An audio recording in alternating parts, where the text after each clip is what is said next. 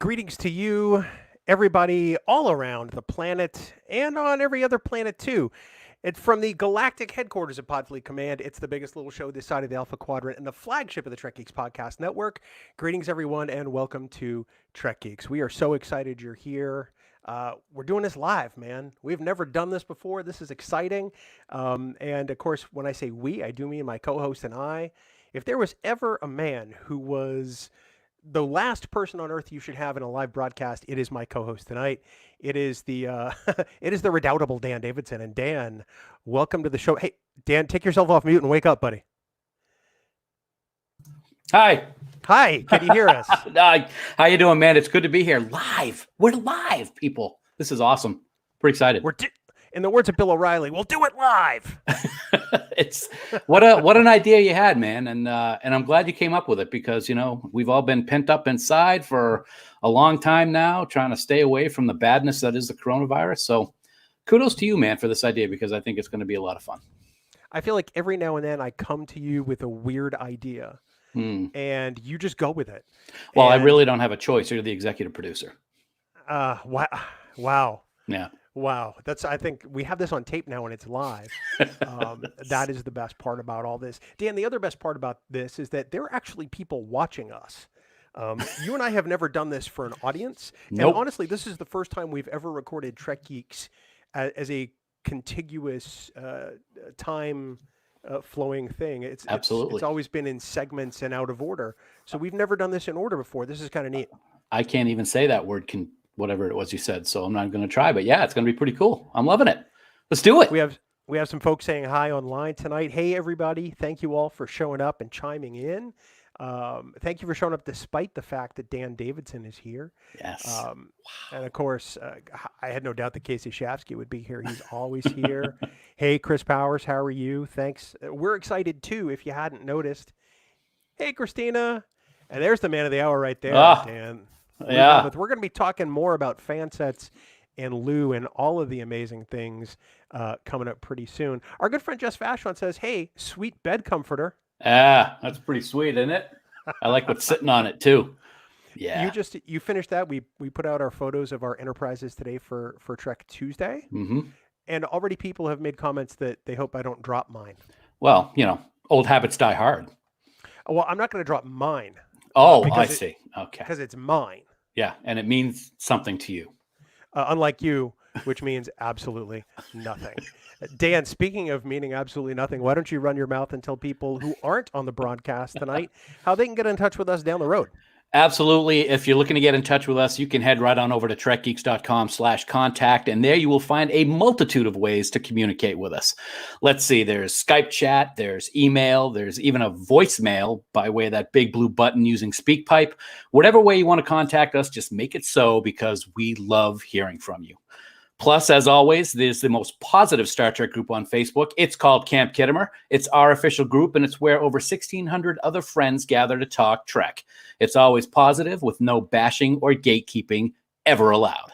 To join the group, just head on over to facebook.com/groups/Camp Kittimer and be ready to be part of a truly wonderful social experience. And as always, we want to thank our wonderful admins, Haley, Jackie, Sarah, and Dan, for the amazing job they do running the camp.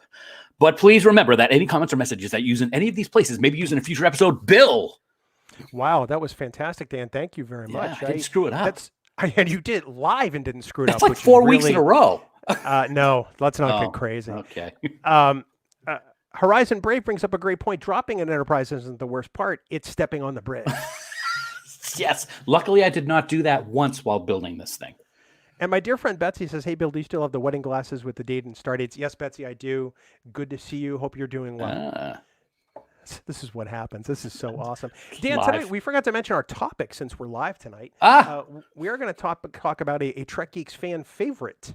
Absolutely, we are. This is going to be our third dive into this type of discussion. And as we know, someone always has an episode that they might not like about Star Trek. So what we like to do is talk about characters or stories or episodes anywhere along the Star Trek universe, talk about what we don't like about it, but then say something nice. And we're going to do something a little bit different tonight. It's not just Star Trek that we can say something nice about. It's whatever we want. Am I going to say something nice about Bill?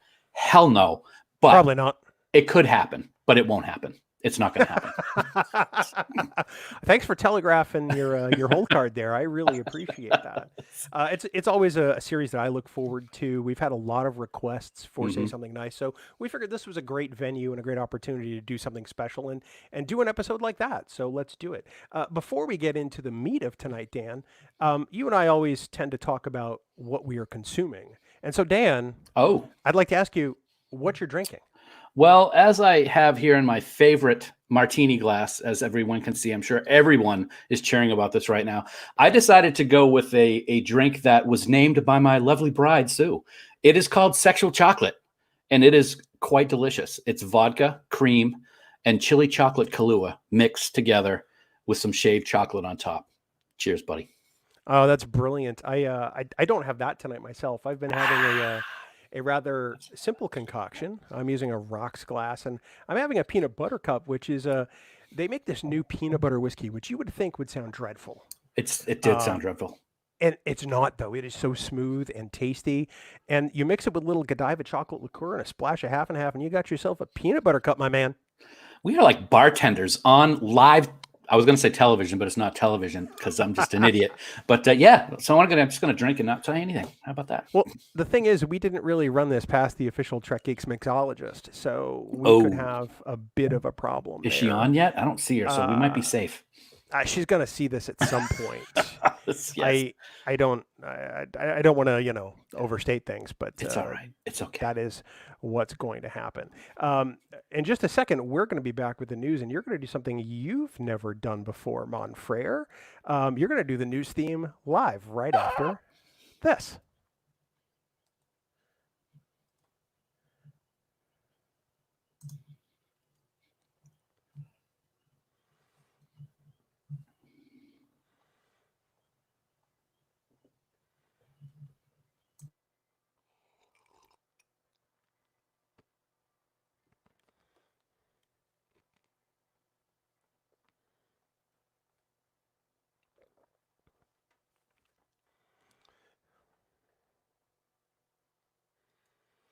Dan, it's time for the news from TrekNews.net. Spanning the Alpha Quadrant.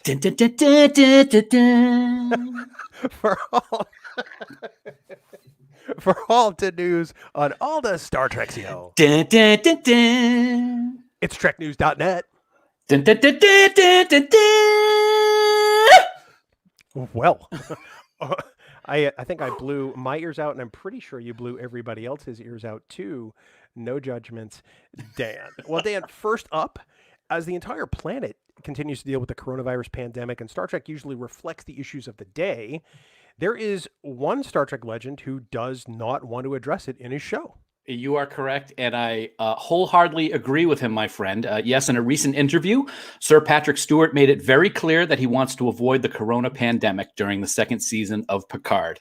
He said, quote, "I would not encourage that. This is a disturbing and frightening and sad time for many thousands of people. I would feel uncomfortable if it were to make this a theme of the second season of Star Trek Picard. And it's too sensitive, too upsetting, too frightening than some of the other issues that we have dealt with, which are much more of a political nature," end quote. And I got to say that he perfectly stated it, man, so much so that I didn't want to impersonate him. It's a very troubling issue for so many people. And if this were to be incorporated in the next season, I, for one, think it would hurt the show rather than help discuss a current event. So good for Sir Patrick. I'm kind of ambivalent about it either way. It doesn't really matter to me because I think that they would address the topic well if they decided to do it. That said, I know that after Enterprise attempted to deal with 9/11 a la the Xindi arc, it didn't really feel successful to a lot of people. So I'd hate to have that play into it. But that's just me. Like I said, I could take it either way. Well, good for you. Oh, well, good for you. By the way, Chris Condon likes to point out now that John Champion is here that he's still waiting for episode 2 of Lido Deck. He, of course, didn't direct that comment to us, just right. John. Hi, Ray. Who already owns this broadcast, and he's not even in it. So, thanks, Champion. Yeah, thanks. Nice job.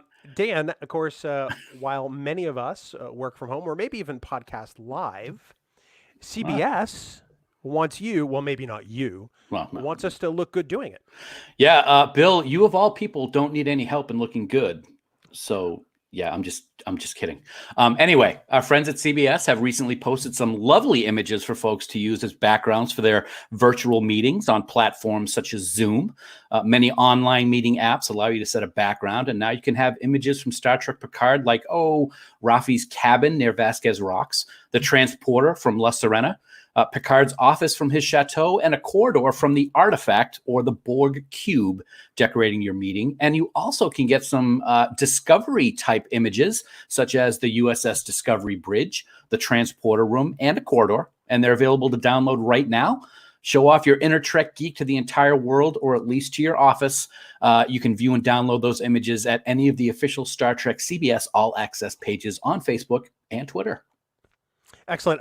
I paid attention to everything you said, mainly because I have the copy in front of me. But Brooke Horton approves of our drinks, so I knew she would, because she's a much better person than you are. Well, that goes without saying. I just thought I would say that. Thank you. I really don't have a segue for that other than, and finally, Dan. This is the perils of live broadcasting. I just want to throw that out there. It's perilous. This isn't mission log, okay? Let's just get that off on the table right now. I'm running this broadcast, so that's why it's going as poorly as it is. And of course, Dan, finally, speaking of Star Trek Discovery, the third season is right around the corner, and a certain Star Trek actor / director, once again, is heavily involved in the show. Yeah, he certainly is. He's becoming a directing legend in Trek, if not everywhere, and I'm just so happy to see this. Jonathan Frakes, who has directed several episodes of Discovery and Picard, and can be seen reprising his role of Will Riker in the first season of Picard. No spoilers there. It's great. He's once again helping shape the Star Trek universe. In a recent interview with Star Trek Magazine, he talked about how he just finished directing episode 3 for season 3. And he said that, quote, "It feels like my home show now," end quote. And then goes on to say, "We're far in the future, and Burnham has been separated from the Discovery crew, and then they reunite." When talking with Sonequa Martin Green, he said, "This character is so appealing and interesting and complicated, and always has been, but there's a little more joy now." And she responded to him, "Because Burnham is now no longer driven by fear and guilt." And he thought, wow, she knows what she's talking about. I've said before to everyone who listens to Trek Geeks and Discovering Trek, I was not happy with how season 2 ended, and that Discovery is now 930 years in the future. But reading this and seeing trailers, I'm a lot more excited. I got an open mind, and I can't wait for the premiere. I'm excited for it too. I tend to agree with Horizon's comment. I hope it's a bit more toned down and not over the top. There doesn't need to be, we have to save the world. I would love more interpersonal stories too. And I agree with that 100%. I wasn't a big fan of the finale either. I think that this, although I don't like the level setting 900 some odd years in the future, I think that could go a long way to helping them find their own ground. Right. But again, I was not a fan of that particular aspect. A lot of this finale was great, that end moment, just so that they wouldn't have to worry about canon, was something that's always stuck in my craw, so to speak. In your craw? Where exactly is that? I have no idea what my craw is, but I know that I had something stuck in it for a while for that season 2 finale. I really have nothing to say about that.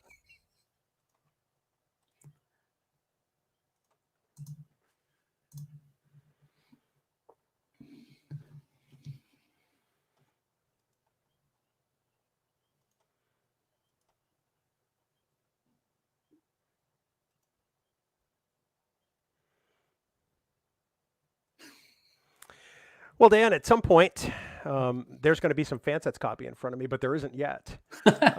That's largely because it's all the way at the bottom. And here it is now. We're here podcasting live for the very first time, which is incredibly exciting. So people will be actually, they can see with their own eyes how much we love presenting our sponsor Fansets. We know that Lou and John and the entire Fansets team is watching right now. I mean, right now. Hi, Lou. Hi, Lou. Hi, John. Hi, John. And we just want to say thank you for such an incredible line of products, whether it's Star Trek or Harry Potter or Big Bang Theory or that show Firefly that nobody watches. Plus, even more. Yeah, exactly. We know that there is truly a line of pins for your fandom. Yeah, right you are, man. And as always, they are hard at work to bring the newest pins to you, except for right now because they're sitting here watching two Geeks do a live show. You can be sure that the pins that they create are of the very highest quality, and their customer service really is second to none. We cannot stress that enough. They have so many things going on right now, man. And I have a couple of examples right here, right now, live to show you, and the entire Trek Geeks community. And let's face it, the whole world, because the whole world is watching, Bill. Don't get nervous. I hold in my hand right now 2. Actually, you know what? I'm not going to do that yet. I'm going to go to something else. I'm going to save that for later. I hold right now in my hand. This is amazing. The finished artwork for the upcoming Voyager 25 collector set, which is scheduled for release at STLV. I'm just going to hold this right up here for everybody to see it. That is what the collector set is going to look like. That is absolutely beautiful. Look at that. Tom Paris is all by himself over there on the Delta Flyer, where he deserves to be. I think that's absolutely fantastic. The detail, the design of the comm badge, it is absolutely amazing, and they really have outdone themselves with this one. And as we can see right here, everyone's favorite Borg, or XB, as they like to call them these days, is represented in this set. Absolutely wonderful. They've really captured the essence of Jerry Ryan's 7 of 9 and her pin. But I've got another surprise in relation to lovely Jerry Ryan and 7 of 9, Bill. Oh, yes, I do. What? Yeah. In addition to the Voyager 25 collector's set, Fansets is also working hard on new pins for the Women of Trek celebration that's been going on for some time. And right now, here, for the first time on Trek Geeks live stream, this is the Women of Trek 7 of 9 art representation that will be available in the coming months. Absolutely gorgeous. I cannot wait to see the glitterized version of this, because you know how I feel about the glitterized pins, Bill. They are pretty awesome. That looks awesome. You've got the Voyager Delta and the Borg logo in this pin with 7 of 9 in her wonderful blue catsuit. Absolutely amazing. And that too is going to be released in the coming months, buddy. I haven't seen that much glitter since you worked at a strip club. Stripping. I'm just throwing that out there.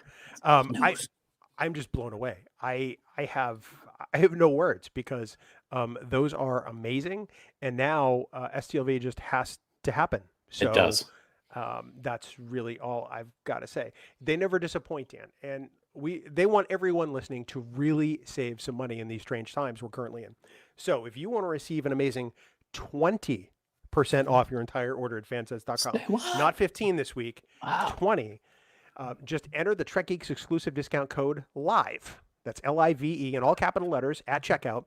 That bonus code is going to be available until Wednesday, April 15th, 2020 at midnight Eastern Daylight Time. Fansets. Our pins have character. And we thank our friends at Fansets for being the presenting sponsor of Trek Geeks. Oh, Dan.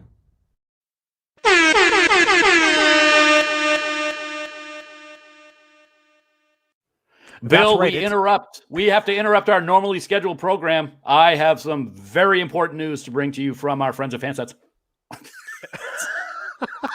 Okay, I'm sorry. I just had to do that. I want everyone who's watching right now to look very closely at my screen. As we discussed on Twitter earlier this week, we have not one, but 2 world premieres to show everyone. And on top of that, we're going to give away a couple of these babies during the show. Okay, so here's the deal. You've seen this one. This is the Picard Mini Delta that has been available on the Fansets website for a couple of weeks now, maybe a week. It was available for pre-order, and these were the ones that were given away at the premiere in LA and I believe in London in January. It's really small. It's the size of Dan's brain. Wow, really? There you go, right there. That's the actual size right there, you jerk face. But yeah, so I have a Picard Mini Delta, and also I have a Starfleet Visitor pin that could be seen on Jean-Luc Picard in Star Trek Picard Season 1. Very, very nice. I believe my illustrious co-host is wearing one of those right now on his person. So I think that's just fantastic. Look at that. It looks so much better on Picard, but that's okay. Along with that, I have a drum roll, please. I need a drum roll, because right now, in my hand, world premiere, here we go. This is, I got to make sure that the light's not glaring off of it. This is the MACO. Take it out of the plastic. I should have, but I didn't want to unseal it for the person who's going to win it, dummy. Anyway, a MACO insignia pin from Star Trek Enterprise, first time ever seen. And that's not all. Oh boy, you're going to love this one. This pin is almost as big as Bill's forehead. This is how big this pin is. Look at this thing. The Star Trek 25th anniversary for Star Trek Voyager. I'm not sure if you're going to be able to see this as I hone in on it, but the Star Trek Voyager lettering has the actual Starship Voyager designed into the lettering. That is an absolutely gorgeous pin. It's the largest pin that Fansets has ever done for a standalone pin. It's absolutely gorgeous. And Bill, why don't you tell our listeners what they have to do to win all 4 of these pins, buddy? I am so unbelievably excited right now, especially looking at that Voyager 25 pin, because it has the schematic lines just like the actual logo from CBS does in the Star Trek Voyager logo. It looks like glitter from a distance, but it's not. It is just super detailed, which is what we've come to expect from Fansets. Oh, I don't know, all along? All along. Since that first day. Since the first day Dan ever held a pin in his hand. But anyway, I am so excited right now, Dan. Not even you could disappoint me like you normally do. So here's what you have to do. We're going to ask all of our viewers tonight to respond in the comments, either on YouTube or on Facebook, and answer the following question. And then we will randomly pick a winner from the list of correct answers and announce it in about, 10 minutes or so.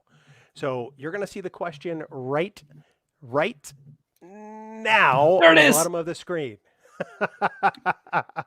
So for a chance to win that whole set of 4 pins, answer the following question. What was the name of the commander of the MACO unit assigned to the Enterprise during the Xindi mission? It's that simple. Go ahead, answer that question in the comments, either on YouTube or Facebook, and we'll pick somebody in about 10 minutes to win that entire set of 4. That's amazing. That question is actually tied to this new MACO pin available from Fansets. I'm just sorry, I just had to throw that in there. So yeah, like Bill said, send us your comment, send us your answers in the comments. We'll let you know in a little bit who the winner is. And you know what? We're going to do this again. We're going to do it again later. We're going to give another set of these 4 pins away later on in the show. I'm not kidding. I don't joke around on Trek Geeks live stream, people. I'm just putting that out right now. Largely, he has no sense of humor. I don't have a sense of humor. And when I'm serious on the show, when I say Bill's got a big forehead, he's got a big forehead. So stick around, because we're going to be giving another way. Another way? We're going to give it another way. See, that's the kind of thing that might be edited out, but it's not going to be. No. I'm just throwing that out live. There. It's not Memorex, people. And super, super huge thanks to Fansets for making this all available. This is all because of Lou and John and everybody at Fansets that we have this opportunity, and many thanks to them. We are truly, truly grateful.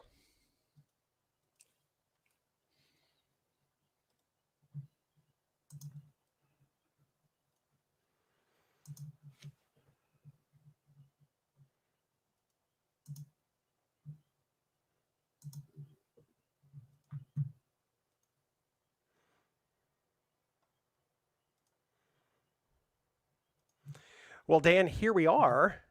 You and I have gathered once again to say nice things, although for once we're not saying it to each other, which really is kind of cool because it just doesn't feel forced. For once, we never say nice things to each other. Well, every now and then we have an insult-free Friday. Oh, God, it's been so long since that happened. I don't even remember when it was. Which is like drinking glass. Yes. But you know what?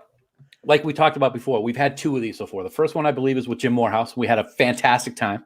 And the second one we had with the lovely and talented Michelle Speck from Star Trek Continues, and had a blast. We laughed our butts off. And we figured, you know what? For part 3, we got to do something special. So it's just us. But we're live. So lose, win, I guess. I don't know. Lose, win? Lose, win. Lose, win. Because it's us. Okay. Lose, live, win. I lose every time I'm with you. Well, today, as we consider Say Something Nice, you and I are each going to pick 5 different topics. Yes. And they may or may not be Star Trek related. That's kind of the beauty of this version of Say Something Nice. I will tell you up front that all of mine happen to be Star Trek related. Okay. You don't have to tell me yours if you don't want. I'm glad you're thinking outside the box. That's good. I'm glad you're trying. But I 4 of my 5 actually are Star Trek related. 1 is not. So once again, I win. Wait, since when is this a contest? Everything with you is a contest. Everything. Okay, everybody who's adding comments, tell me I'm wrong, because I'm not wrong. Oh no! Please tell him he's wrong. I gotta say that that's the case. So let's get started. Okay. We decided through a coin flip before the show that I would go first. Yes, we And did. so I'm going to bring up some episodes that it really pains and some things that it really pains me to say nice things about. I And can't the wait. first, by the way, Dan, your face is wrong. I just thought I'd throw that out First there. face joke of your face joke of the night. Thanks a lot, Chris. I appreciate that, buddy. I'm going to start off with my first pick, which is an episode I'm not really that fond of. And that is TNG Season 5, Episode 20, Cost of Living. For those who may or may not remember, this is the one where Lwaxana and Alexander kind of become really great friends. It's an episode that came up during our themed rewatches episode with Jackie on her onions list. Yes. And honestly, I've been thinking about it ever since. I mean, while this is not a great episode, I think that there's a great lesson to learn here from Lwaxana about letting your freak flag fly. And I love this quote. I love this quote from the episode. I really do. Every one of us has 1,000 different kinds of little people inside of us. And some of them want to get out and be wild. And some of them want to be sad or happy or inventive or even just go dancing. That's why we all have so many different urges at times. And all those different little people inside of us, we must never be afraid to take them with us wherever we go. And I have to agree with that. I mean, if fandom is a celebration of what you love, I think that particular quote sums it up perfectly, quite honestly. You're absolutely right. And I got to thank Jackie for bringing this up in our discussion that we had with her recently. I have never been a huge fan of the show, of this episode, I should say. And having that discussion with her makes me look forward to watching it with a different set of eyes. The higher, the fewer, man. That's really all I can say about it. And mud baths. I mean, what's wrong? What is wrong with the mud bath? Absolutely nothing. Yes, Bruce, it is there we go. It is the episode with Worf in the mud bath. And he looks so happy right now. He looks like I usually look like when we're going to record Trek Geeks. It just so happens guy who preps this show was ready, yo. I'm just saying. Absolutely. I had it ready to rock. It's like I said, it's not an episode that I love. I honestly don't, but there are elements of it I've really learned to appreciate over the years. And I have to thank Jackie incredibly for sort of grounding me and giving me that perspective. Well, actually, I was going to say that a lot of people have things not so fond to say about Alexander episodes. And let's be honest, a lot of the Alexander episodes aren't always that great, but there's a lot of parts to this episode that are with Alexander, but aren't about Alexander. And the quote that you read, I think, really stands out as to what's nice about this episode. And I like that you brought that up. Oh, thanks, buddy. You're welcome. Me? Thank you. Yeah. Thank you, me. Okay. Yeah. So, Dan, that leaves you with your first pick of Say Something Nice Part 3. Oh, yes. What do you want to talk about? I'm going to talk about what I've heard a lot of people say is their favorite person to hate on Star Trek across the entire Star Trek universe. Everybody loves to hate her because she is so evil and so good at the same time. And that is, of course, Kai Winn. Oh, just look at her. Just look at her. I just want to punch my screen right now. But I'm looking at you and not Kai Winn, so I guess that's probably why. No, she's so evil, dude. I mean, from the very first moment we see her when she butts into Keiko's class and criticizes what she's doing and what she's telling the children, all the way up to when she sleeps with Dukat and then serves the Pa race for her own reasons. She's just the epitome of evil in Deep Space Nine. The thing that always was reprehensible to her about her to me was how she used her religion for her own political gain. She used it as an excuse and as a stepping stone. And she always was expressing the importance of the religion with the prophets, but yet she didn't really believe it herself. And I thought she was just a despicable person, but she was absolutely brilliantly played by Academy Award winner Louise Fletcher. And to have someone of that caliber on the show shows just how awesome this character was. So I'm going to say something nice, because I can say something nice about Kai Winn. She found the light, and she actually tried to help the emissary. True, it was in the last 15 seconds of her life before Ducat turned her into flame, but that's okay. She came around, man, and I appreciate that about her. Yeah, I do. Unfortunately, the lead she found was that of the fire in the fire caves. Exactly. She is the type of character that when you saw her on screen, you were so happy to be so angry at what was happening in a particular episode. She has one quote when she's talking to Ducat when he's disguised as a Bajoran, and I'm not going to get the quote exactly right, but it's anyone who stands in her way is going to be like dead leaves blown away by a stiff wind. And it's like, wow, she is a hateful woman, and she just did a great job. Louise did a great job. It's a lot like talking to you. I mean, it my is. word. I would like to blow you away like dead leaves. Whoa. Yeah. This really got dark, everybody. Now you Well, really Sky got Winn. What do you expect, man? You really got a sense for. Maybe I got a Pa Wraith in me or something. My eyes are going to turn red.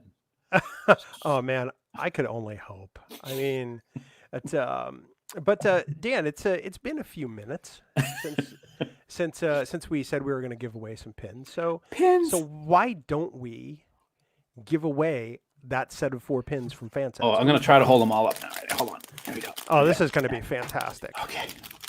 Look at that. It's like a deck of cards, man, except that giant one. God, that's big. Look at that. I can't even hold them all. I got to put them down. That's really fantastic. You're doing such a great job. And so the randomizer has given me a name and a comment that came in with the correct answer.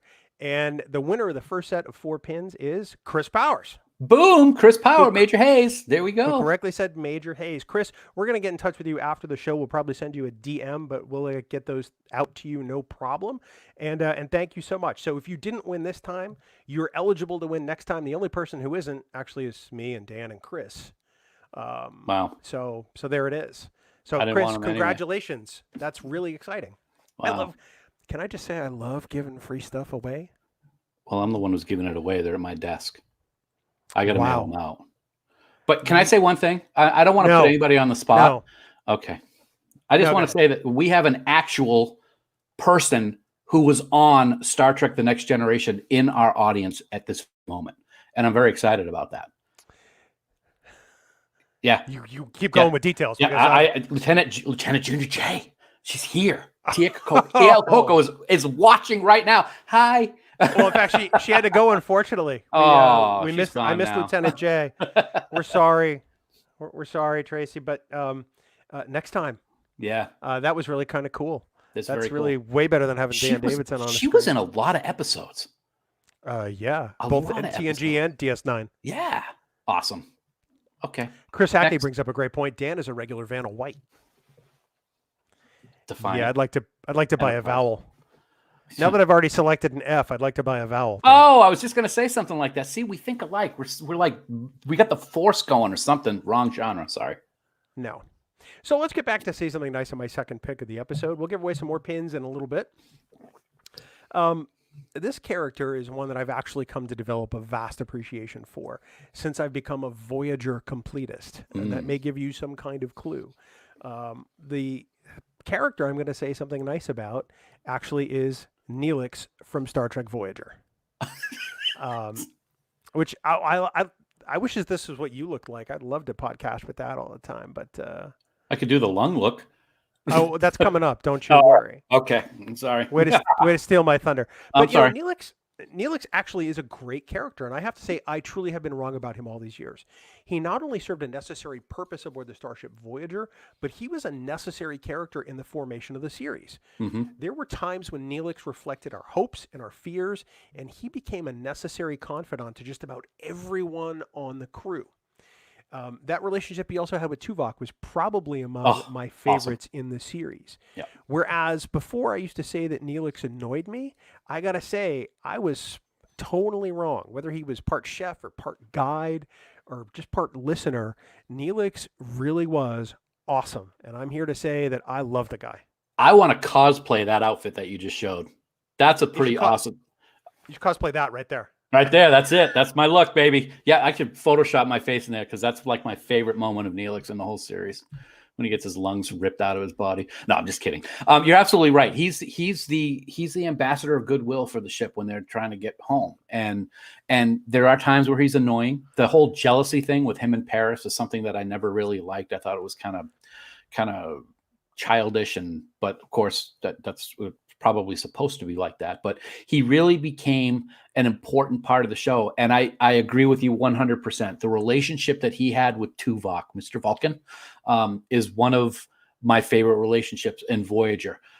We talked about it before. One of my most favorite moments between the two, even though it's a holodeck representation or a mind meld representation, is when he tries to make Tuvok smile, and he's just putting his lip up like that to get him to smile. It's one of the funniest moments of the show. And then, of course, Tuvok kills him. But I guess that's okay because it was fun. I want to go back to Horizon's comment real quick. I'm not lying through my teeth. I genuinely am not. This is a character that I feel is necessary. And I think that he was written rather well. I think that I think it's taken me time to develop that appreciation because remember, I was not a Voyager fan until recently. I spent 23 years not liking the show. Yeah. And it's only until the last really year and a half or so I've really come to develop an appreciation for it. And Rick Mason says he was an acquired taste, definitely not season 1 Neelix. Oh no, see, I think I disagree with that. I agree with that 100%. I think season 1 Neelix is actually pretty great because it gives him somewhere to go. When he starts to realize that Voyager is going somewhere he hasn't been, he has somewhere to grow to. Huh. He doesn't have that confidence that he has in season 1. I think it was essential in season 1 to help the crew find their footing, but I also think it was essential in developing his arc, quite frankly. I thought one of the things that was interesting about him is that, the Delta Quadrant's huge, but he seemed to know an awful lot about that region of space. And it took a long time for them to get in areas where he didn't know anything about it. And they kind of made that a big deal when they got to that point. Cause he said, Captain, I don't know what's after there or something along those lines. He seemed to have a vast knowledge of the area, which I always questioned. For someone who was just in a little, supply ship or whatever the heck you call it, cargo ship, he seemed to really have a good idea of what was in the quadrant, although he was involved in a war. So maybe that helped. I don't know. Whatever. I'm just making excuses to, stretch things out. Yeah, he does have a bit of jealousy. And I think that's my problem with the jealousy is more along the lines of Tom Paris shouldn't have been sniffing around Kaz. Yeah. Honestly, that's the problem I have with that. I can't necessarily say anything nice about jealousy, but I can say plenty of nice things about Neelix, just because I love him. Speaking of Voyager and Neelix, Bill, I did want to say something. We are going to be giving away some more pins later on in the show, but I got to hold this up one more time because I do have to let people know. We forgot to say this earlier. This pin and the MACO pin, they're going to be available on the 15th of this month to purchase from fansets.com. So I just want to throw that out there. You're welcome. You're welcome, people. Nobody asked you? Sorry. Wow. No, I mean, nobody really did ask you. Just trying to move the show along. That's all. Yeah, that'd be a first. So why don't you go ahead and do that there, Monfrere? I will do that. And actually, we're going to stay on the same topic of Voyager. It is the 25th anniversary. We got a lot of good things to talk about Voyager throughout the whole year. We actually already talked about this in a previous episode, but it was something that I thought was important to bring up on this episode of Say Something Nice, Part 3. And that is the episode Threshold. Yes, I'm serious. We've talked about it a lot. This episode has been widely considered to be the worst episode of Voyager, if not all of Star Trek. And that's a lot of episodes. And for that to be sitting up on top of that pile means it's got to be pretty bad. It just isn't the case, though. I know that I've become less critical in my old age, right, Sue, if you're listening? And I got to say that rewatching this recently, I just don't have the same bad feelings for it that I used to. Yes, the lizard thing is kind of ridiculous. And yes, Tom pulls his tongue out of his own head. And yes, Chakotay breaks the prime directive in a way almost never seen before by leaving the Paris Way lizard kids. You like what I did there? Wait, I'm sorry. Wait, Paris Way? Paris Way, yes. Or Jane Riz. Did you create your own portmanteau? That's a first for you. I don't even know what that is. But the episode is actually decent if you sit and don't have any preconceived notions about it. The science that they talk about, now granted, it's fictional science, for the reason that Tom changes, is actually pretty good. So I got to say, give it another chance, people. I did. And I'm saying lots of nice things about it now. Rick Mason brings up a great point. The scene with Tom and Janeway and why he wanted to go in the test flight was a great character growth scene. Yeah. And honestly, perhaps it was one of the best Paris character growth scenes there are. Agreed. Honestly. Does this make Tom Paris a deadbeat dad, Dan? No, it wasn't his fault. He didn't leave him behind. If anything, Chakotay should be arrested for abandonment. Well, he contributing to the delinquency of a minor, perhaps? That too. Yeah. I mean, altering the whole history of a planet that hasn't been discovered yet, or that hasn't been discovered yet. I don't know. Whatever. You know what I mean? I'm pretty sure somebody knew the planet was there. Uncharted. That's what it got. Yeah. Yeah. Anyway,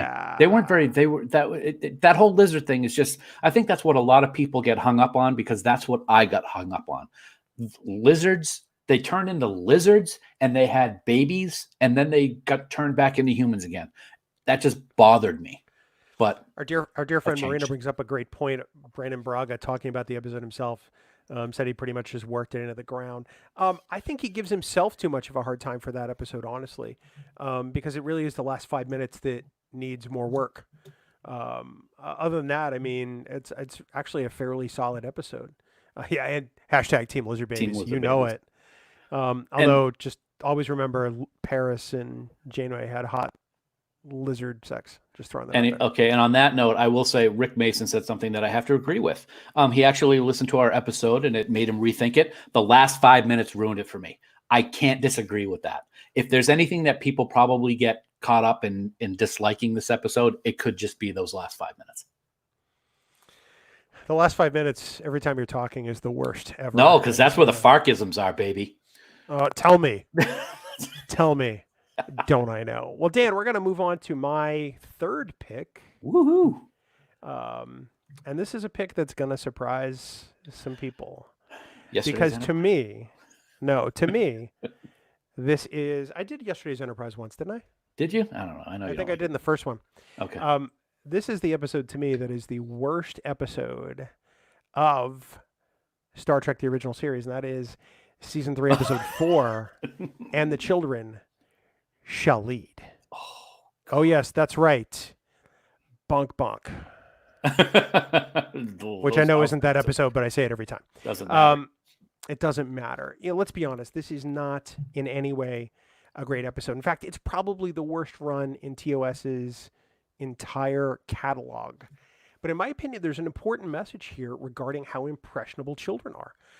Especially those who are using, especially by those who are using their influence as an adult to coerce them.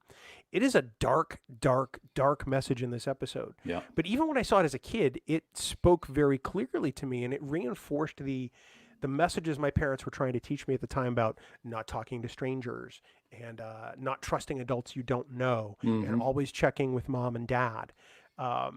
When I watch that episode now with fresh eyes, even though my eyes are old now, that really kind of comes back to me, and I'm kind of surprised. So even in this dog of an episode, I think that there's a solid takeaway, and I have to appreciate that about In the Children Shall Lead, Dan. You can kind of look at the Gorgon, is that what he's called in this? Gorgon, yeah. Whatever. Gorgon's the lawyer in the shower curtain. Yeah, the lawyer in the shower curtain. It's kind of like Pennywise from the It movies. Don't go into caves where there might be these creatures. I guess I really do appreciate what you say as to what you say something nice about this episode. I've never really looked at it like that before. I don't know if it can save the episode, but what I say something nice about this one is that this is the first time that we actually saw the UFP flag in TOS, and it's glorious, and I like it, and that's really the only thing that I can say something nice about. Well, that's just because you're dumb and a jerk. Tiger Trucker asks a great question, one we get asked a lot on Trek Geeks. Worse than Spock's brain? Way. Absolutely. Spock's brain is not the worst episode of the original series. I love Spock's brain. I do too. It is perhaps among the campiest, but there's actually a really solid sci-fi story there. Yeah. And I don't think there is necessarily within the children shall lead. Plus, anytime you mix children and Star Trek, Oh, the one thing I'd say, it's in the 60s, so of course we know those outfits that those kids have on. Who designed the wardrobe on that episode? Because that was just, that was just harsh. And as the girl was in Brady Bunch, I think, at one point as a guest, and of course the older kid with the red hair played Kirk's nephew in a different episode. So they brought some people of television fame back into the fold for that horrendous episode. The kid with the red hair also created the musical instrument that made all the space futuristic sounds in Star Trek: The Motion Picture, by the way. That's right. Yes. Yep. I remember when we heard about that. That's pretty cool. Yeah. Yeah. This kid right there. Yeah. Yeah. I think he was, what was he? Was he Peter in the episode with the flying pancakes? See, I call it flying pieces of phony puke. Well, I was trying. It's a children's show, Bill. Yeah. Yeah. Their animals don't match. No, Chris. They surely don't. They surely don't. Worse than the alternative factor. Yeah, absolutely. Worse than the alternative factor. Worse than Miri. Intruder. Worse than Miri. Yeah. By far, In the Children Shall Lead is worse than all of those. I'm just throwing that out there. I agree. Your mileage may vary, but I struggle to get through this episode every time, even though I can find something nice to say about it. I can't even remember the last time I saw that episode, dude. I've skipped it many times. Yeah. I'm not going to lie. Huh. So, Dan, that leaves us up to your third pick. Hold on. Oh, I'm sorry. Are we taking a drink break? Am I I gotta get ready for this one because this is a bad one. Am I interrupting anything? No. Okay. So you talked about a bad episode of the original series, and I feel it's only time for me to do the same. So I'm choosing The Way to Eden. Wait. Stepping out to Eden. Hey, brother. Hey, brother. I gotta say, I gotta be honest. I know that some people probably like this episode. I have hated this episode since I was a little kid. I didn't like, perfect picture, perfect segue. I hate Severn's ears. I just couldn't stand them. They freaked me out as a kid. They freaked me out as a 50-year-old man. It scared me when he burned his feet on that fake grass. It scared me when he ate the apple and died, because that would scare a person. The hippie aspect of this episode, look at the dude in the back with the eyebrows and the hair. Go rad. Yeah. Oh my good Lord. I mean, it's just that hippie aspect made an episode that was to be scorned. But it's time for me to say something nice. And that right there, as you're looking at your screen, is what I'm saying nice. Charles Napier, man. I love this actor. He's always been awesome. I've always loved him. I always will. It was a joy to see him in this role. It was a joy to see him in Austin Powers, if you remember that, as the general. London, England. Yes, England. When he came full circle and played the general in Deep Space Nine's Little Green Men, I was overjoyed. And it's one of those things that it took me a while to realize who he was. And when I figured out that he was the guy who played the hippie in The Way to Eden, I was overjoyed. That guy is awesome. And it's really sad that we've lost him, because Charles Napier was great character actor. Dan Garcia throwing us some shade. He, the host of Trek Geeks Game Night and the producer of Picard Live. I think he's talking about our faces and not the space hippies. I think he was talking about the General and Quark, honestly, because he does resemble Quark quite a bit, Mr. Garcia. I think he's talking about us. Okay. Jess Vachon says, the purple brows you're good with, though? No, not at all. I'm fine with it. No. I don't have a problem. Those are freaky ears. The ears are god awful. Lots of comment about ears. I've seen Bruce Gibson, I've seen these guys at LAX. I don't doubt it. Yeah. Jackie is clearly working her way out of an admin role in Camp Kittimer by suggesting you and I need to cosplay space hippies. We can talk about it. I also forgot, as somebody just pointed out, I lost it. Mark pointed out that he was in Rambo 2 and was awesome in Rambo 2 when Sylvester Stallone had that knife right at his face and slammed it in the table right next to him. Oh yeah, awesome! Thank you for that, for remembering that one, Mark. That was a great part that he played as well. I have to say, Brian Yates brings up a great point. We got to see Spock's guitar wheel. I love the jam session. And he's strumming. That jam session is totally awesome. It's not what you expect from Star Trek. No. It's not what you expect from Spock. No. You're just sort of sitting there going... There wasn't much in that episode that you would expect in Star Trek, and it all happened in that one episode. Yeah. The set with the tree and the grass is just, I mean, I've seen bad sets in my day. Not that I've been on them, but I've seen them. I was going to say, where? And that was just a fake set, just every which way but loose. It was just awful. Your face is a fake set. That makes no sense at all. No? Okay. No. Dan, I have a special transmission coming in from the Podfleet Command listening station. Just one moment. We're going to go to it live.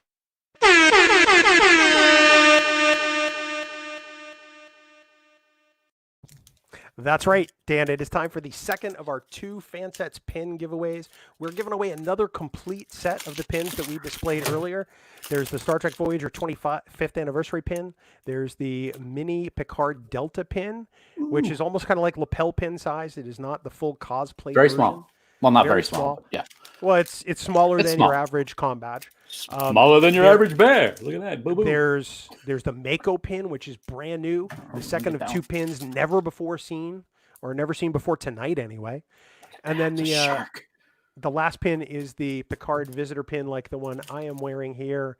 You know what I love about that pin is that it looks like brushed nickel. It does. The finish on that is so beautiful. Lou, did you melt down nickels to make these pins? Shut up. Okay. Just shut your mouth. And yes, Chris Trabuzio says pintastic, and it is totally pintastic. I just want to say. So that means there's another trivia question for folks to answer. So we're going to ask you the question, and in about 10 minutes or so, we're going to pick another winner at random from all the correct respondents. So that said, the trivia question for this time throw it up is what was the name of Captain Janeway's dog? Dan and I both big dog lovers. Yeah. Anytime there's a dog in Star Trek, we're pretty happy, even when it's Spock's dog from the original series. Now, the one dressed like a unicorn. Exactly. I will say this is the dog that we saw in the first episode when she was talking to Mark. It is not the dog that Q zapped into her arms, the baby beagle. It's her dog that she had with her fiance. Yes. Right. Yes. There you go. So go ahead and answer that question in the comments on either YouTube or Facebook, and we're going to pick a correct answer randomly to win that set of 4 pins. And I love those pins. I've been wearing this Visitor Delta all day. It's like I'm pretending I'm a visitor in my own house, going into the kitchen, going, yep, I got my badge on. It's interesting you say that because you just got that recently, just a couple days. Yep. I have had, wrong one. I have had this pin since the premiere that we went to see Picard in January. I'm not joking. I have worn this pin every single day since I got it. Every day. That's a lot of days. Have you taken it off? Well, I have to put it on a different shirt, dummy. I haven't worn the same shirt for 90 days, as far as you know. As far as I haven't seen you in almost 30 days. So, I only pull out this shirt for special occasions, baby. Like the Fansets party, like the card premiere. Yeah. Like all the stuff, all the stuff we high rollers do. High rollers. Yeah, no, we're not on that. Yeah, we're not high rollers. Right. Yeah, we're the penny slots, please. Exactly. Please. Absolutely. So, Dan, back to say something nice as we. Oh, right. Yeah, because we are actually doing more than giving away Fansets product here, as much as we love it. I got a whole shipment of pins the other day. It was so awesome, including some brand new episode pins from Discovery Season 2. Just throwing that out there. So my 4th selection in Say Something Nice. 4th. Yeah. Is the thumb in to denote 4? Is that what that is? Yeah. Right. This is a movie I detest. Uh-oh. This is a movie I know what it is. This is a movie I think is the worst of all of the Star Trek films. And people can at me or whatever, but I've been fairly resolute about this since we talked about the worst of the worst.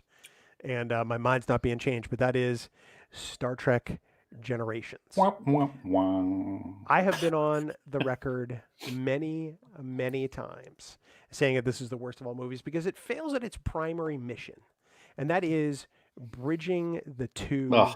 casts, original series and next gen. However, if you're a Data fan, and I am, Brent Spiner really shines in this movie. Data has such a range of things that he experiences in this movie as far as emotions, and Brent Spiner plays it perfectly. Whether he's doing the Mr. Tricorder joke, or whether he's getting upset with Picard in Stellar Cartography, or whether he's singing "Life Forms, You Tiny Little Life Forms." There is a range of Data here that we have never seen before or since. Yep. And this really is the only good part about the movie to me, Dan. I have to agree and have to kind of disagree, but not a lot. I love what Brent did with the movie, with his character in this movie, but I think what he was given was extremely difficult to work with. There were some scenes that I just really thought, I know what they were trying to do in the movie with the emotion chip. I just thought it was over the top, but Brent was able to do it in a way that was respectable to me. I like Generations more than you do. I don't love it. I like it. I think you're absolutely right. I think that the bridging between the two crews was not done well at all. And I think that the death of Kirk was just kind of, as you like to say on See It or Skip It and have a new coffee mug to show, meh.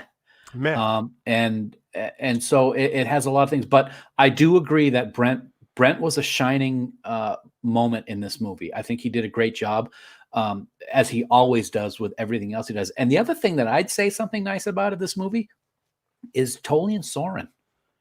And that's probably not going to be something that a lot of people agree with. But I think was it not Roddy? It wasn't Roddy. Malcolm. Was it? Malcolm McDowell.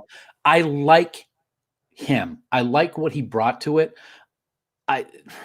He's not the strongest of villains, but I kind of like his portrayal of this guy who's suffering. So that would be something I would say. I know a lot of people are going to say, no, he just wasn't a good villain, but there were aspects of him that I appreciated.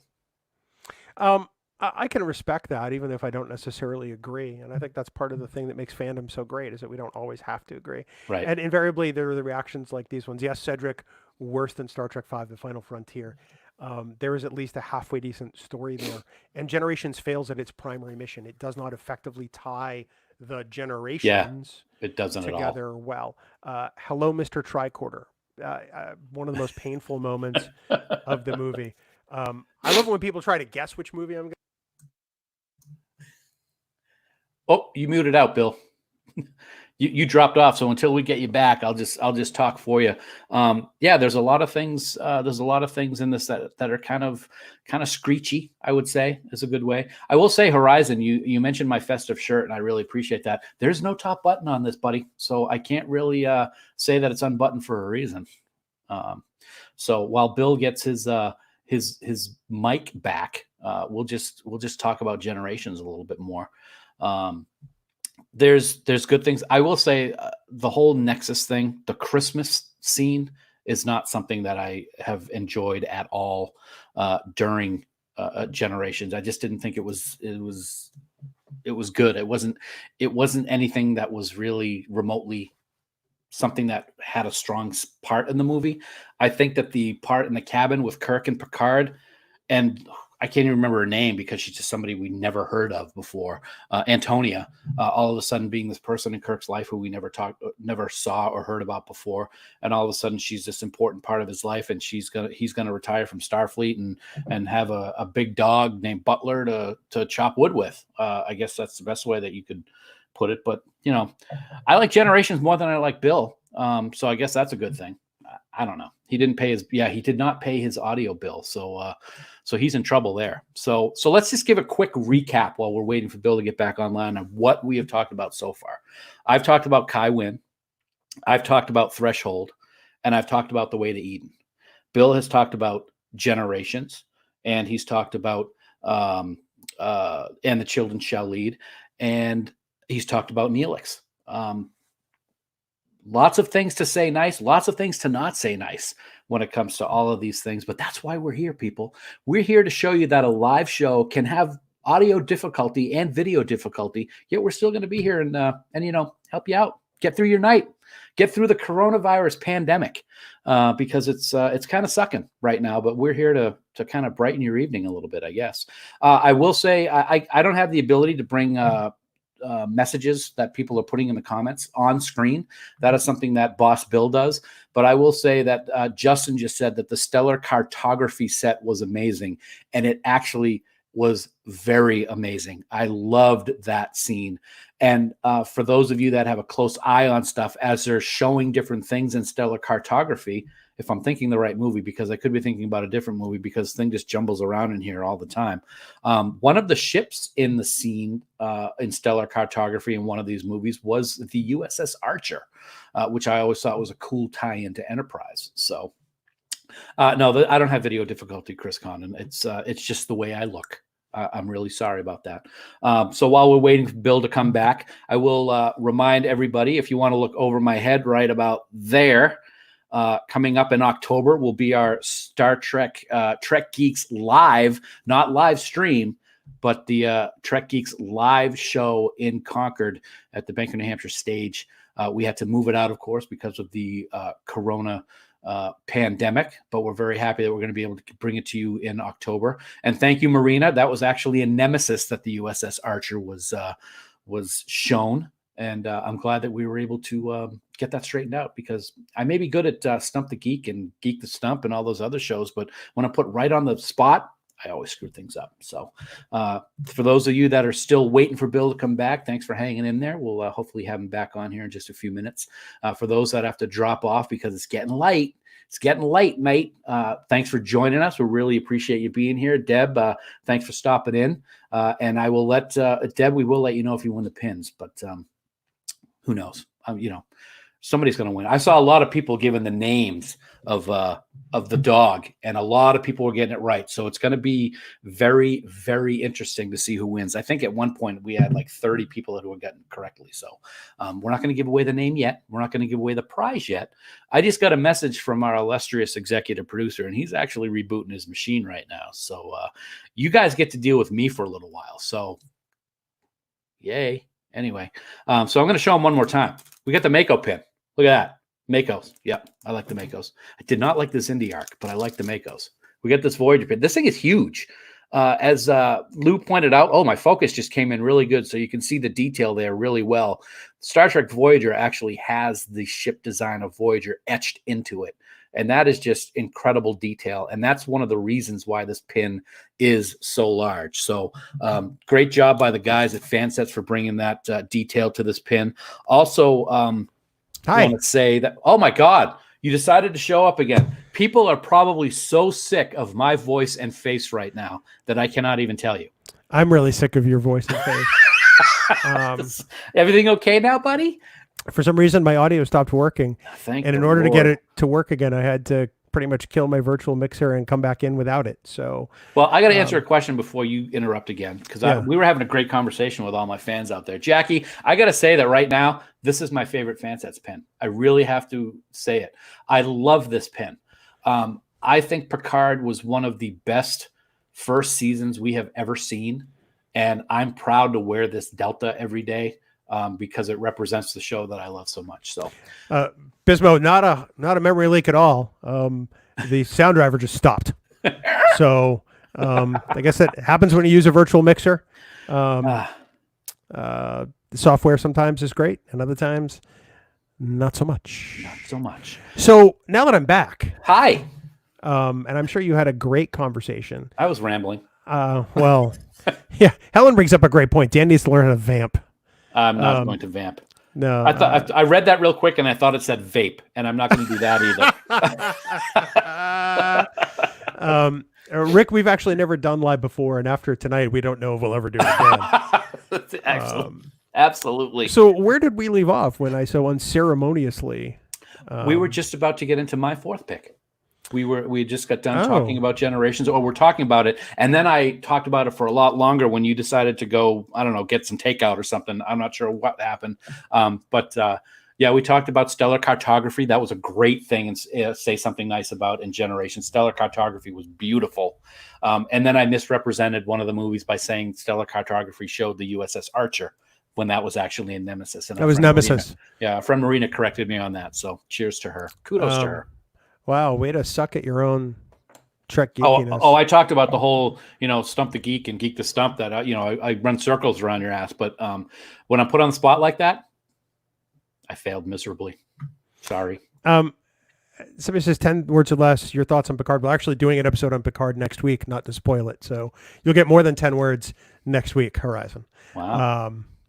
So anyway, let's move on to episode 4, and you can tell us what that is. Yes, this is a Next Generation episode. You had Next Generation for one of yours, Cost of Living, which I forgot to reference earlier when I was talking about our lists. And this one's just bad. It's Justice. That's right. Season 1, episode 8. It is bad. The story's bad. It's the acting is bad. The wardrobe, as you're showing right now, is just bad. I mean, I if somebody asks us to cosplay that, I might have to drive to wherever you are and punch you in the throat. They're just wow. And I got to say, the whole premise of putting someone to death for accidentally damaging some flowers in what's primarily a do not walk on the grass area is just a little hard to swallow. But, as you can see there, Will Wheaton does a great job as Wesley trying to, have some form of dignity. He should have first caught the ball, but I guess whatever. But I got to say something nice, Bill, if it was not for this episode, we would never have gotten our good friend and fellow podcaster, John Champion, on our show, where his words will forever be immortalized. Unfortunately, we can't play it because you may as well say it. We're from Starfleet. Oh, I'm sorry. Let me try again. I'm from Starfleet. We don't lie. John Champion did that for us on our show when we had him as a guest. And I think it's your ringtone for him, isn't it? He actually did it on Mission Log, and he didn't do it on our show. And I do have it as a ringtone. We must have played it on our show then, because that's where I remember it from. Yeah. Okay. That's what it is. But yeah, that was a wonderful thing. Yeah. Marina wants to know if you think it's worse than Code of Honor. Yes, I think John Champion is much worse than Code of Honor. Wow. Ouch. No, I don't think it's worse than Code of Honor. We talked about Code of Honor in one of the other Say Something Nices. Nicey. Anyway. And the Code of Honor, as Jonathan Frakes says, is a steaming pile of dog bleep. So take that as you will, my friends. I want to go back to this photo of Wesley, because that flower really is just... Isn't that one of the orchids from Picard? Coming out of his pants? I'm sorry. It's guiding him in for a landing. All right, that one took me right over the edge. It's amazing it took that to take you over the edge. Champion is still paying attention. Yes, he is, thankfully. Yeah. And it's too bad that the sound's not working, because that just would have been great, and the whole world could have heard it again. It's really a shame. And that's really all I set up the virtual mixer for, was just so I could play that drop. Oh well. Rick Mason, that's not correct. Shades of Grey is not the worst episode of TNG. It's a clip show, but there are actually completely written episodes of TNG that are allegedly full stories that are far, far worse. And Code of Honor and Justice and Aquiel are among them. Yeah. We actually had that discussion on Camp Kittimer today. Someone posted what are episodes that are given bad raps that aren't all that bad. And I said, along with Spock's brain, Shades of Grey. Absolutely. I actually like Shades of Grey a great deal. It's a clip show, but that's really its worst offense. There are, would I rather watch Shades of Grey or Code of Honor? That's an easy decision. 100 times out of 100, it's going to be Shades of Grey. Yeah. So I guess that leaves us with my. Oh wait, we got to pick a winner. Pick a winner, man. Come on now. because you couldn't do it on your own. So I would never have taken away that thrill of yours to choose the winner. Uh, We would you- have waited all night. you're supposed to pick the second winner. Oh, am I? All right. Yeah, you are. Go through my list. So then. you can scroll back Okay. and find that.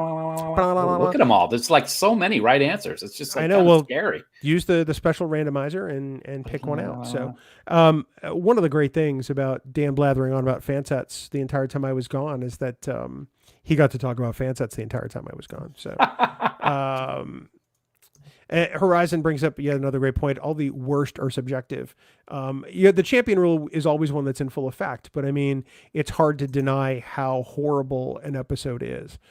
Even Sub Rosa, which I know that some people like, it's still not great. Didn't light the candle. Oh my God. Do that again. No, Mike Flynn wants me to do more mime. Yeah, I am a good happy idea. to do that. I like So, that idea. Yeah, Rick Mason, the episode where Crusher has sex with the ghost, that was bad. Yeah, see, Sub Rosa, That was very bad. not great. So, have you found? I have Okay. found one, and I randomly picked one, and I am the randomizer came up with Brad Demag. Oh God, I can't pronounce your last name, man. I don't know. Demagda. I'm sorry. You know, you know me. I can't say my own name friggin' right. So, but Brad is our winner. Brad won it. Brad won the 4. He won all 4. Look at these. I got 4 of them here. I don't even know what to do with them.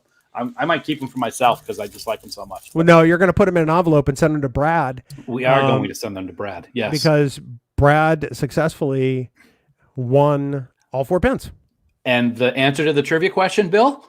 Molly. There you go. And she was? Dude, I don't know. Okay, she was an Irish setter. Okay.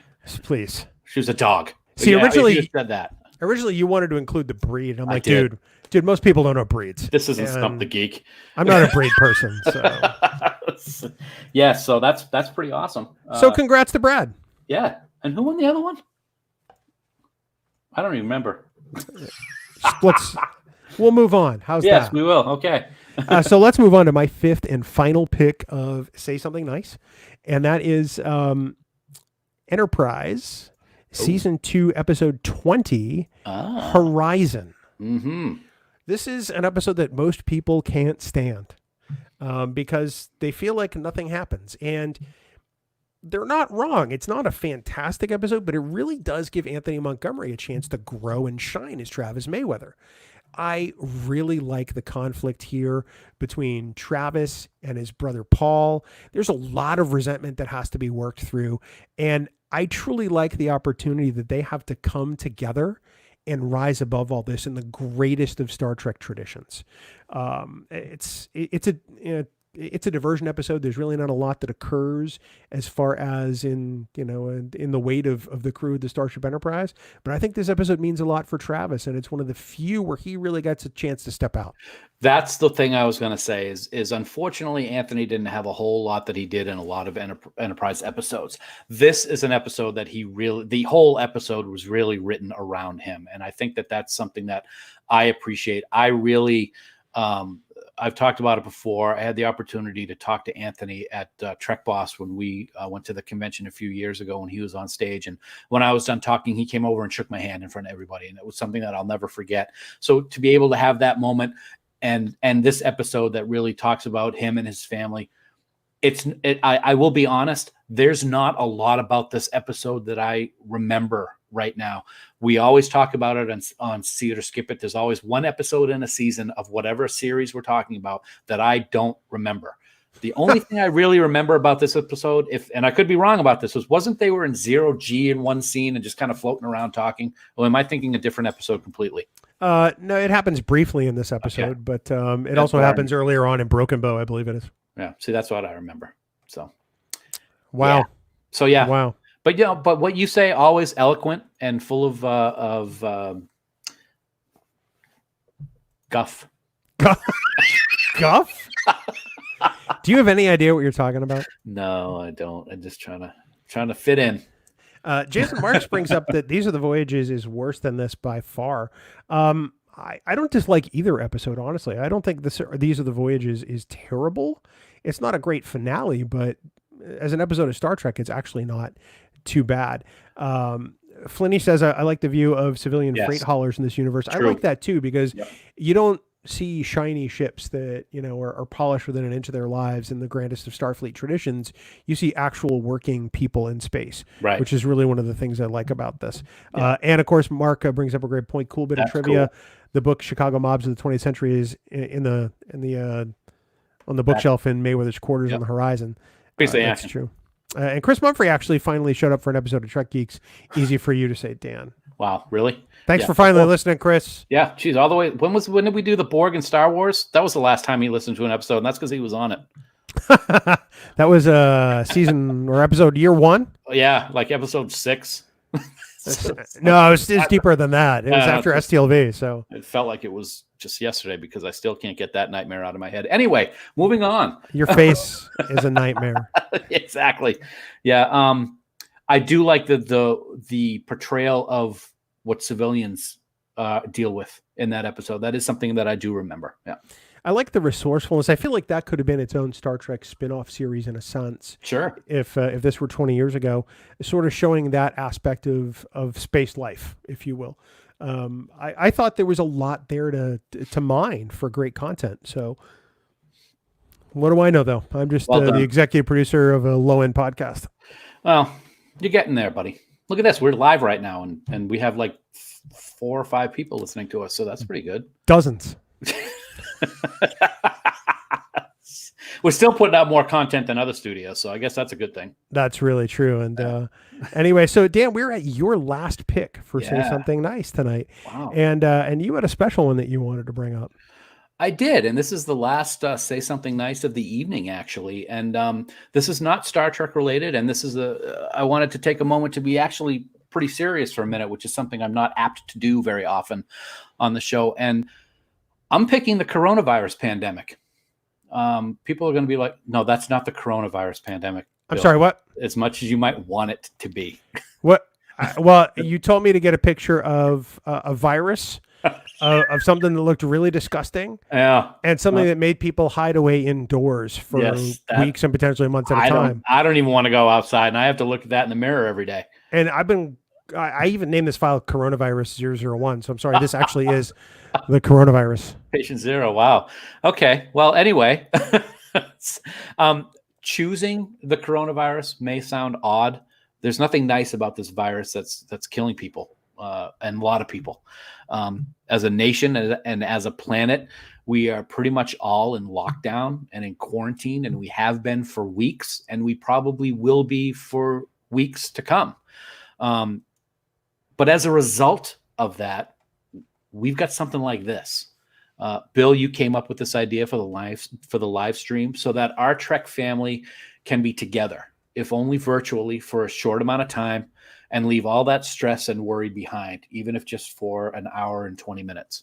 I've always said that Trek is something of an escape for me. It always was when I was a kid. So why not allow our night tonight to be that escape for our friends and listeners? It's nice to be spending time together, even if the reason that we're doing it sucks. So I'm choosing the pandemic and thanking everybody for being here and listening to us talk live. What the hell? Live. You're right. Everybody is going through something right now. Mm-hmm. And not everybody's enduring the same thing. Some people have lost jobs. Some people have become ill. Some people have had family members and loved ones, possibly become symptomatic or come down with this virus, or maybe even have the stress and worry about whether they may have it or not. And it's hard. It's really hard. So these are strange days, and we wanted to just find a way to just forget about it all for a while and maybe laugh a little bit and talk about social life. And that's kind of why I suggested we do a live show. And I thought you were going to say, what are you, crazy? We don't do live shows.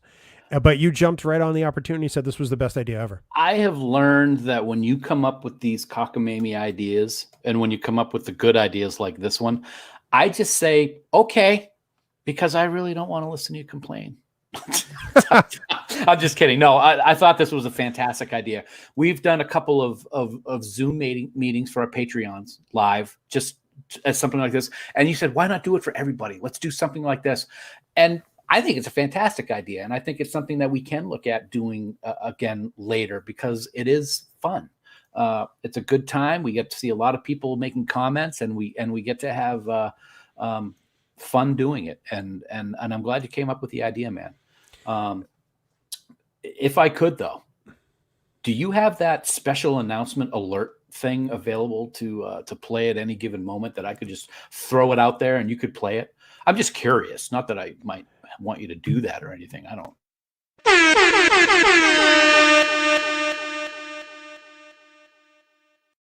That one, Bill. I've got some special announcements from fan sets. I honestly don't know what's happening right now. You have no idea what this is. This just literally came in, Bill. I'm going live.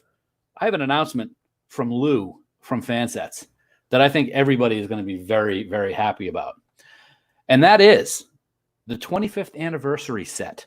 When it comes out, will be retailing at only $179 for that unbelievable looking collector's set. I'm not joking. I'm dead serious right now. Oh, see, I thought we were doing a giveaway. So, because the graphic says Fansets giveaway. I just wanted to hear the noise. All right, so everybody out there, Dan got you all spun up for nothing. I did. It's his fault. Direct all hate mail to Dan through the website. How can you be mad at this? Look at that. You know, I'm really happy that includes Kess, honestly. All right, like did we lose you? Are you there? Yes. All right, say something. You're killing me. Yes, I mean, look at that. I mean, all the characters are very well represented. I don't see Naomi Wildman in there, though. She wasn't a series regular. No, that's true. Okay, I guess that's all right then. But yeah, $179. Neither was Icheb. Who? Sorry. Who? Yes. Yeah. Sorry. Yeah. Wow. Dan, I have to thank you for that news. Yeah. And sorry, for wrong video. Totally ruining people's estimations that they were going to get more stuff for free. They got you and I right here. Yeah. Dan, we also have to thank our friends, the band 5 Year Mission, for all the amazing music they let us use on the podcast. And of course, not just our show, but also, Rewind uses some music. Discovering Trek uses some music. 5 Year Mission actually uses their own music. Did you know that? I did not know that. I did know that. I'm not surprised you didn't know that. Plus, don't forget, they have their own podcast here on the Trek Geeks Podcast Network, available pretty much wherever you get podcasts, fortnightly on Mondays. For people like Dan, that's every other Monday. Thank you. I was going to ask for that. Yeah. Yeah. So we want everyone to head on out to 5yearmission.net. Please go get all their albums. Become huge fans of 5 Year Missions, because we ourselves are huge fans. And we promise, we've heard from so many people, you're going to love them. And order the CDs too. Don't get the digital stuff. Order the real media. It's awesome. Yeah, absolutely. I got to say, somebody posted in here. We're talking about Voyager a bit ago. Someone said, keep an eye out for Icheb. I just thought that was funny. Anyway, I want to get back to 5 Year Mission, because that's very important. And it's time. Everybody, I know you've been waiting for an hour and 25 minutes for this, and I'm glad to bring it to you here now live. I actually talked about this episode tonight, Bill. People on Rubicon 3 called the Edo. They run around half naked, trying to kill band members for falling into some flowers. Maybe they should be called the Ego instead of the Edo, because they barely have any clothes on. But in any event, I don't want to get, that's neither here nor there. We get the classic line in this episode of Justice. That should be a 5 Year Mission song. So Fark, Patrick, and all the rest of the guys, this should be the song title. I'm with Fark Fleet. We don't lie. Thank you. All right. So this was our first ever live show. Yes. And that's what you brought to the table? Hey, it's one of the classic lines, and it's just I'm throwing it out there as a possible title to a song. So what I expected, for an event like this, because this is an event. I mean, it's the first time in the galaxy that we've ever been live. You brought I'm with Fark Fleet. Thank you, Kimberly. Thank you, Jackie. I'm not listening to Bill right now, so I appreciate that. Yeah. Yeah. I know. And I don't want to give my best all the time. I'd appreciate if you did it just once. Aquiel, Farquiel, you can't take that away from me. I can take a lot away from you, including your microphone if it comes down to it, because I can dump you from this call. 5yearmission.net. Go score yourself some albums. Of course, Dan, don't forget that you can support the Trek Geeks Podcast Network by subscribing to exclusive bonus content via Patreon. You can check out our annual t-shirt design, our annual supporters pin for 2020, and even get raw, unedited audio of our podcast along with some other perks. Oh, absolutely. Right now, though, we want to take a moment to thank our associate producers for Trek Geeks. We are so grateful for their support. And they include Adam Sanders, Brandon Everidge, Heather Sohn, John Krikorian, Rick Tatro, Trey Womack, Sean Lynn, Tim Robertson, Tim Serdar, Vikram Bhatt, Greg Rozier, Andy Fark, Kimberly Francis, Ron Robel, Brooke Horton, Christina Werther, Jim McMahon, Luke Burnham, Eric Sakian, Lisa Tomlinson, Jamie McGregor, and the gracious and wonderful Conrad Hutchins.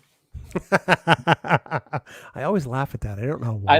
I appreciate that. You don't laugh at my Farkism, so no, it's because those suck. Dan, of course, we want to thank our Trek Geeks producers as well. They are Ken Tripp, Casey Shafsky, Charlie Mulvey, Chris Trabuzio, Craig Ewing, Eric Extreme, Jackie and Chris Hackney, Leonel Marchand, Matt McGonigal, Mike Bovia, Sean O'Halloran, Peter Craig, Ken Bird, Jamie Rogers, David Hood, Rachel Delaney, and the lovely and talented Jess Vachon. You too can become a producer on the Trek Geeks Network. Head on over to patreon.com/Trek Geeks today. Well, Dan, next week, you and I are going to have a lot of discussion about a show that just wrapped its first season.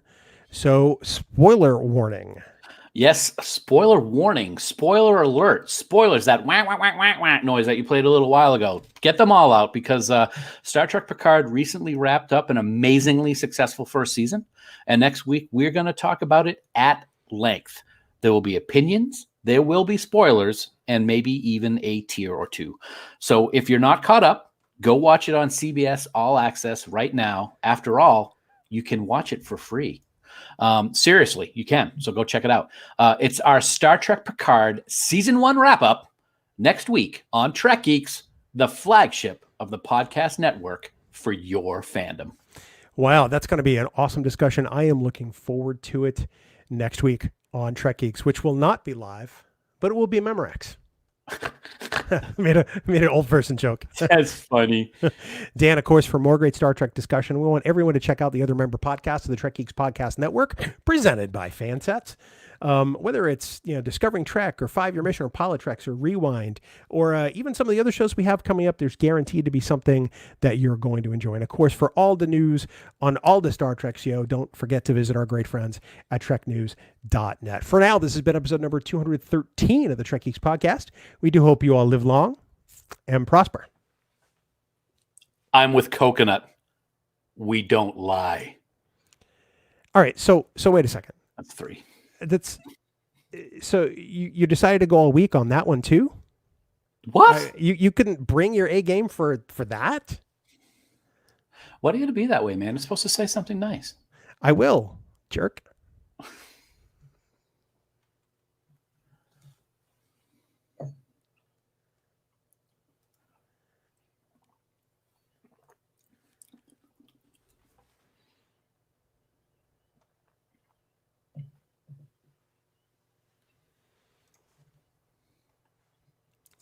Normally, I would say bing bong, but since we're live, I don't have to. And this is the first time we've ever done an outtake at the end of the show.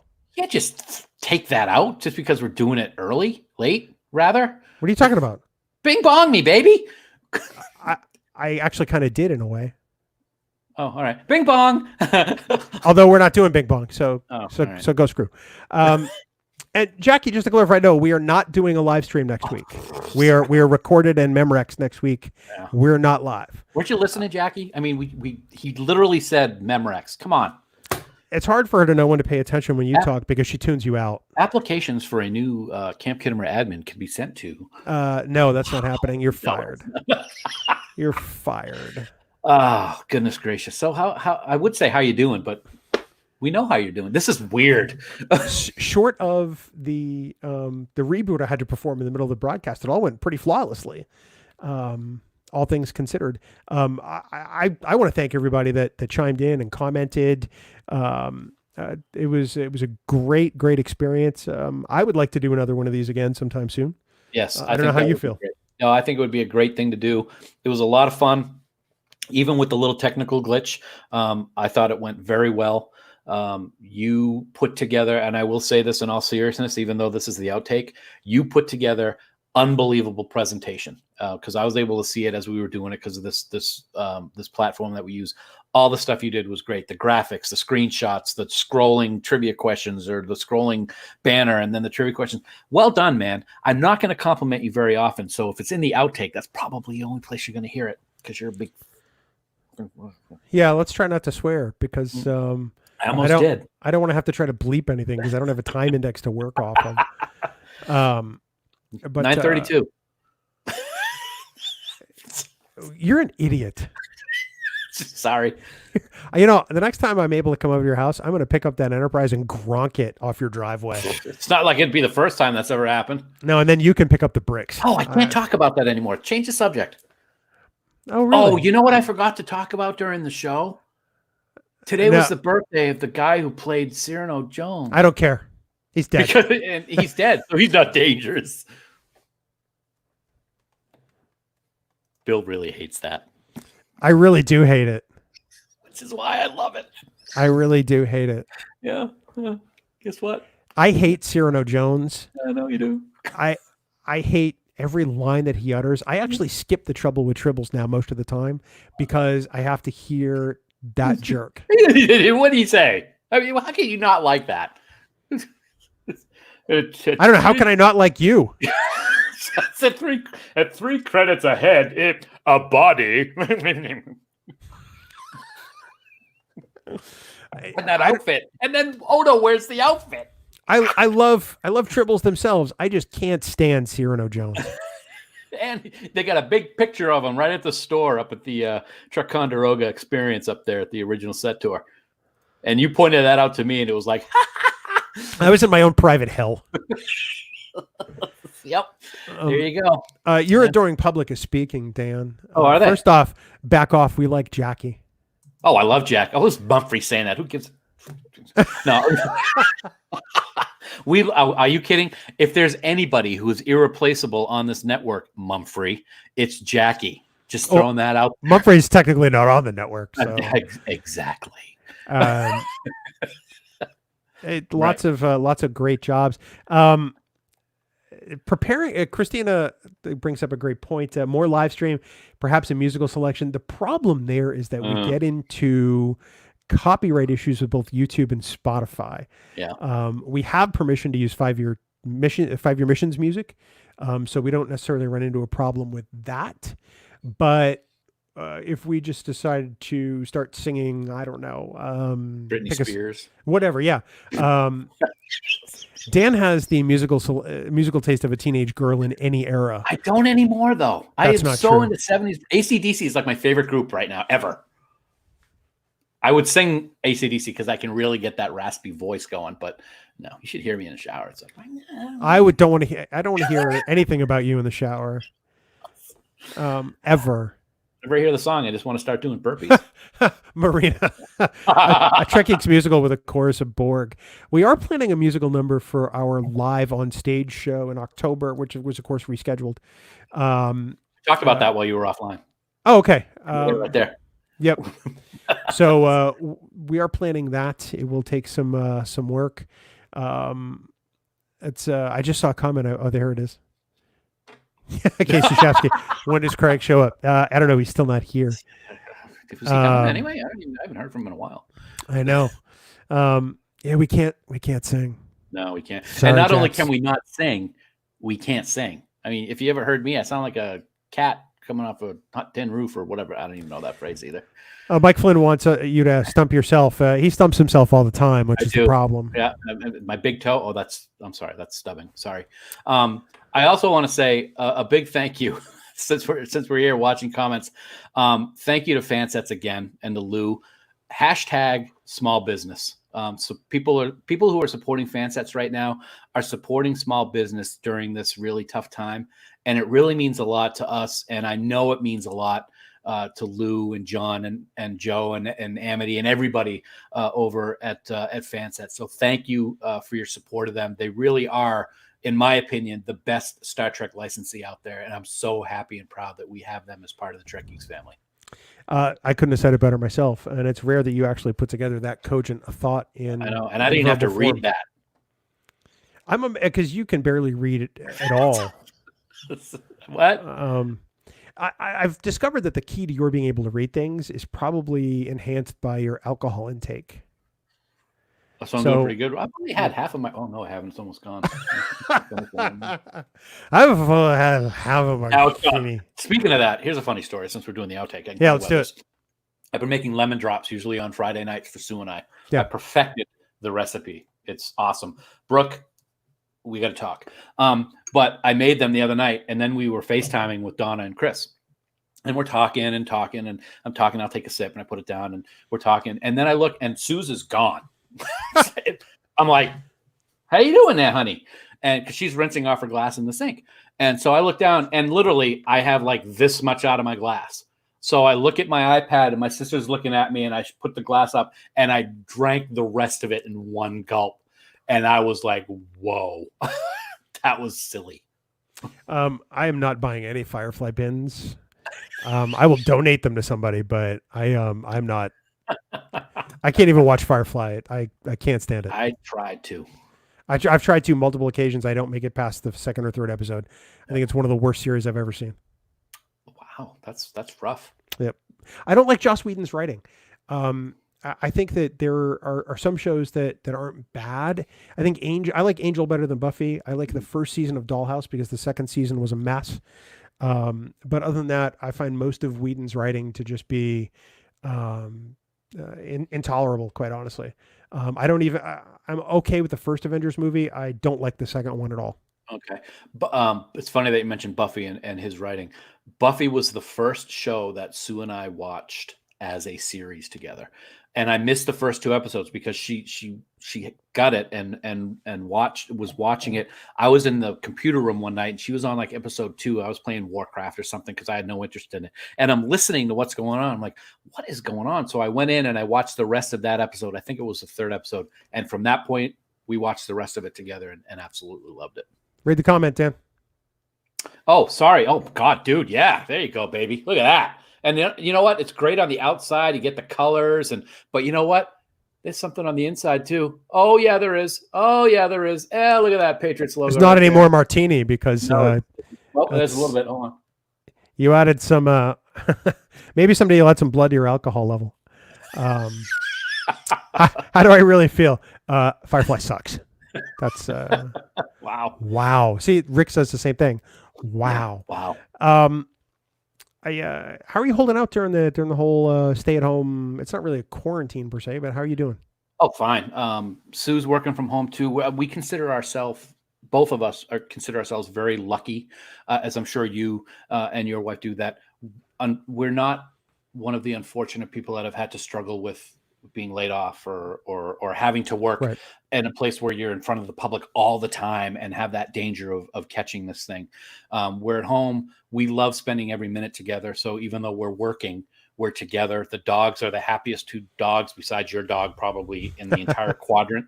And every once in a while, I sit like this at my computer and Sue's off to my left with her back to me at the island. And I'm just doing something. And every once in a while I'll be like, and I'll swear and say something as I'm working on it. And she just snickers. She's just like, wow. So like, you do the same thing. One of those days.